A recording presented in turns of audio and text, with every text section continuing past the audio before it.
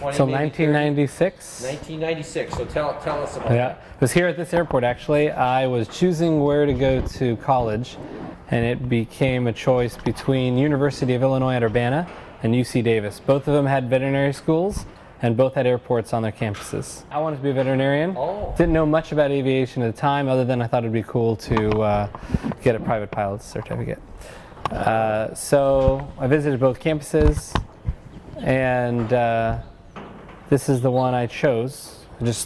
California was great, loved the campus, it seemed like a lot of fun. And I was in the dining commons, and I asked around, I said, hey, does anyone know about learning to fly out here at Davis? And someone said, oh yeah, go visit Cal Aggie Flyers. So I drove on out and went for the first flight in 152. It was great, absolutely loved it.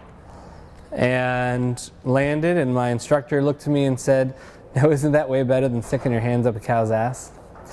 And I thought, well, on a winter day, not so much, but yeah, it was great. I enjoyed it, and that's all I could think about from then on. From then on. Yeah, so I became a horrible student, which I don't recommend doing, because everyone needs a backup plan. But you know, I got through it. I got my degree in animal science and communication, and at the same time graduated with a commercial pilot certificate. I have no pilots in the family, so they didn't really understand what was going on. They were just a little nervous. So I worked at the office making minimum wage every weekend, and then I'd apply that money towards a lesson. So in the beginning, I was taking a lesson a month. Okay. And then, you know, I'd increase that as I could afford. I started getting gifts for the holidays or birthdays, just requesting cash, and started paying for the flight budget. Moving over to the flight budget. Everything was flight budget. Everything was the Got flight my first credit card. Learned about credit card debt. Oh yeah. Not big time, but Yeah, right. you know, And where did you grow up? What part of the country? in Los Angeles. Oh, you grew up in L.A. Yep. Where in L.A.? Originally Northridge in the Valley, Northridge in the Valley, yeah. near Van Nuys Airport. Actually, not too far. Yeah, well, everybody knew at the time that UC Davis was where you go to become a veterinarian. And that's what I wanted to do from a kid. You know, I have memories of being 5 years old looking up and saying, wouldn't it be cool to be a pilot? But people always ask me, why'd you become a pilot? And I say to them, what kid doesn't want to be a pilot? It's all about learning that the opportunity is there. And most kids, they want to do something cool. Fireman, veterinarian, doctor, pilot. But it takes some sort of path to lead them to the potential, or to realize that there is the opportunity to follow that path. And so that's what happened to me here at Davis. I wanted to be a veterinarian. I always thought aviation was cool, but I had no experience in that. And this allowed me to explore both worlds, and aviation stuck. Absolutely. It was all I could think about. I'd start skipping class to go do solos. And I'll never forget, I was sitting out here at Cal Aggie Fly Farmers. I was sitting here at the flight school, and my mom called me on my cell phone, and she said, I just got a letter. You got kicked out of UC Davis. And I said, what? She said, yeah, that says your grades are pretty poor, and you got kicked out of UC Davis. So I panicked, and it was, you know, 4:50 on Friday. So I call over to the dean's office, and they said, well, you got to make an appointment for next week. And I said, I'm not making an appointment for next week. My mom just got a letter saying that I don't go to school here anymore. So they agreed to see me. I drove over there, and the dean said, it's just a letter to scare you straight. We want you to go to summer school to see if you can bring your grades up. So that's what I did. I just went to summer school, no big deal. And I got all A's in advanced classes, OChem and statistics. And then went back to the dean after summer, and they said, why don't you do this all the time? I said, because I'm flying. I got another interest. Yeah, that's right.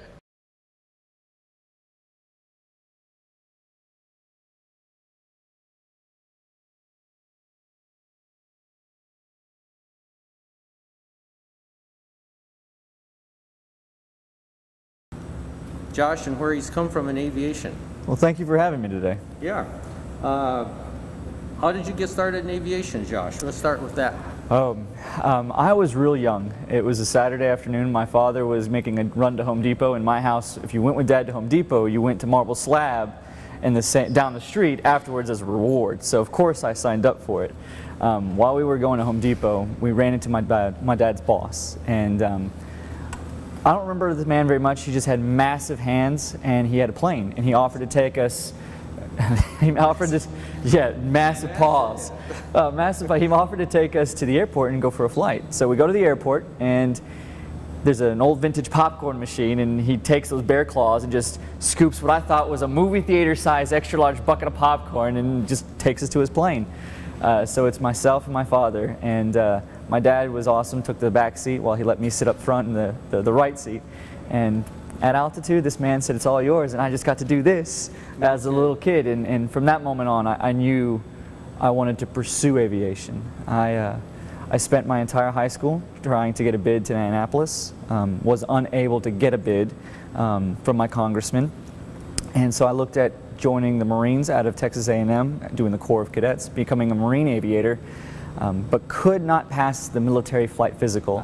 So the AME at the time, I was pretty distraught, but he told me, there are avenues to do this civilian, commercially, and so I started the process my sophomore year in high school of looking for a commercial aviation career from an accredited university. So, and that was as a sophomore in high school? Yeah, as a sophomore in high school, I started the search.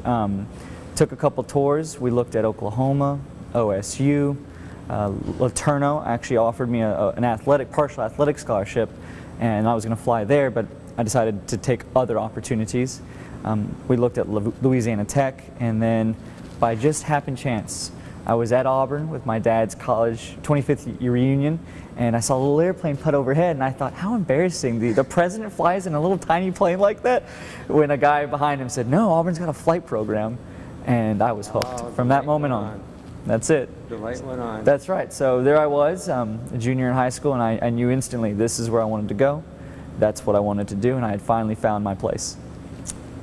That's a good story. Yeah, it all starts from a happen chance. So kids volunteer to help out with the chores. You never know. That's right.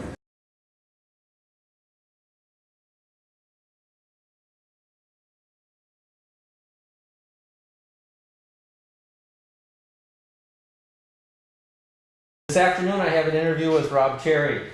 He's aerial co-pilot for Aerial Banners in Perry Airport in South Florida, and we're going to have a discussion about Rob's life in aviation this afternoon. And I'm really happy to be here, and I'm looking forward to the interview. As am I. Small. I remember the story, but I want you to tell me again. Yeah, it was kind of interesting that how I decided I wanted to be a pilot and how it dawned on me.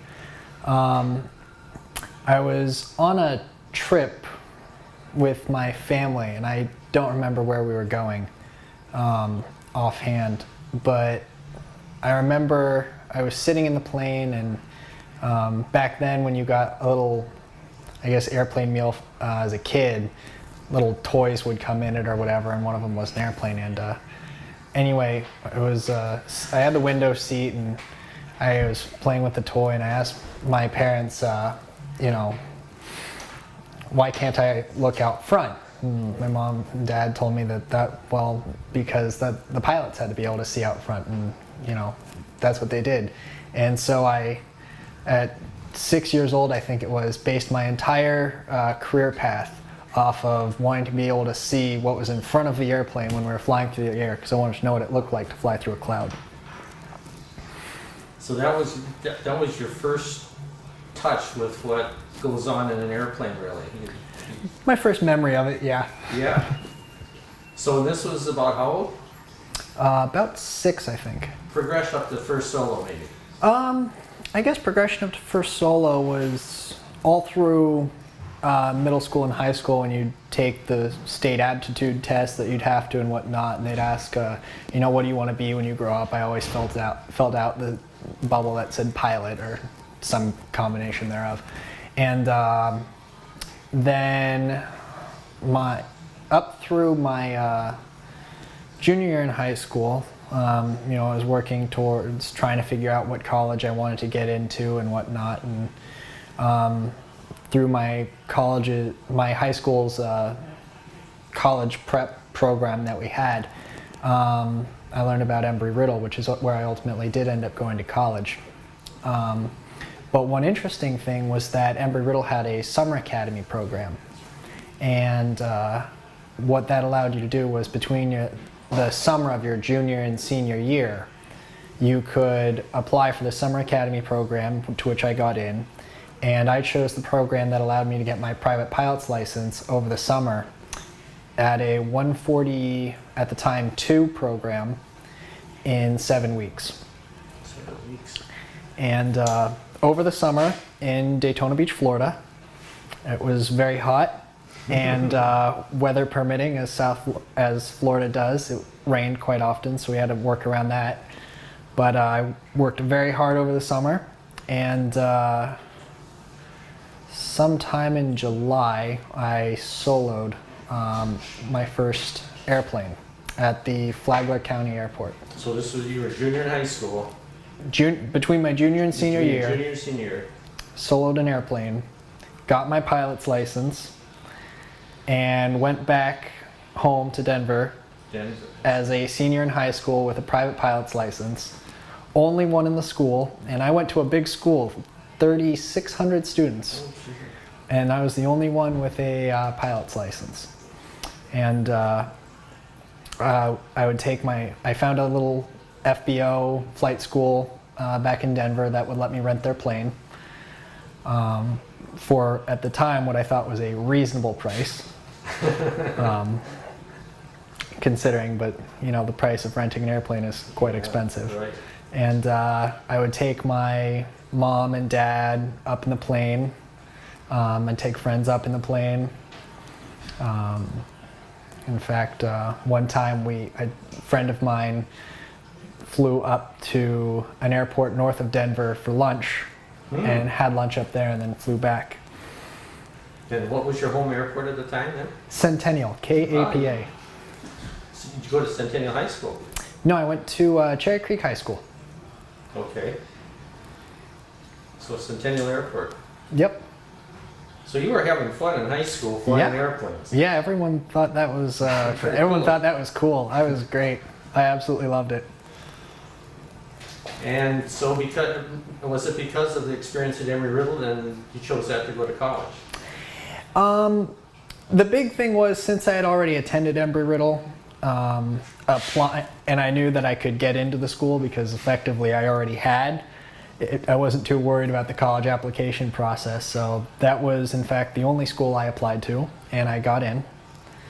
And both my parents were very happy about that, until my dad found out the cost. Then he wasn't so happy, but A little pricey there. yeah.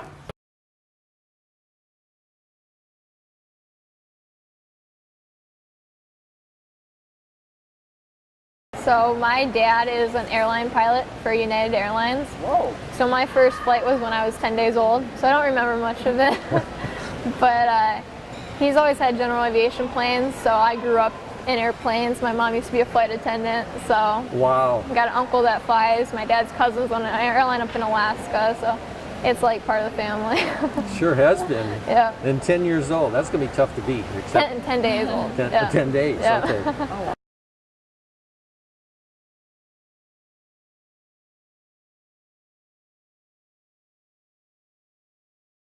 So Carly, tell us about how you got started. So, like Amy, I grew up with an aviation family. My dad flew F-15s in the Air National Guard, as well as commercial for Aloha and Hawaiian Airlines. Wonderful. So, yeah, I don't really remember my first flight, but I'm pretty sure I was going to the Big Island. So, yeah, like unlike Amy, I didn't move that much. I just stayed in Hawaii on that one island. Tough duty there. Yeah. And so, and I actually didn't ever like fly a smaller aircraft until I was a senior in high school. Really? Yeah, surprising, right? Like, my dad took my brother when he was like maybe like 5 in like a Cessna, and my brother screamed his head off. So my dad was like, oh my gosh, I ain't taking my next kid up in here. So yeah, so I never flew until I was a senior in high school. Senior in high school. Yep.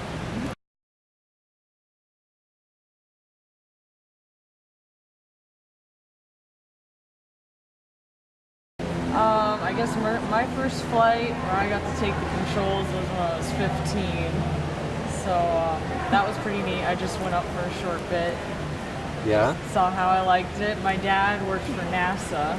Oh. So that kind of, I have a lot of videos and family trips to the beach watching the space shuttle go off, and I was kind of like, I want to fly that. I don't want to sit in the back. I want to fly that. Wow. So that kind of got me interested, and I was always following aviation history and stuff like that. And so when I was 15, I was getting close to the age where you could start training and all. So my dad was like, well, we should check to see if you actually like it up there, you know, because I've been in the airliners, but that's not the same as a little plane. Right. So I took a little ride and I loved it. It's just been a part of my life forever. It's just great. So did you solo then? Still in high school? Yeah, in high school I did do training. I started training at 16 Uh-huh. and then got my license in 2012. So yeah, after school I'd like bike it to the airport to get training and all that stuff. So So did you get your private before you got out of high school? Okay, before.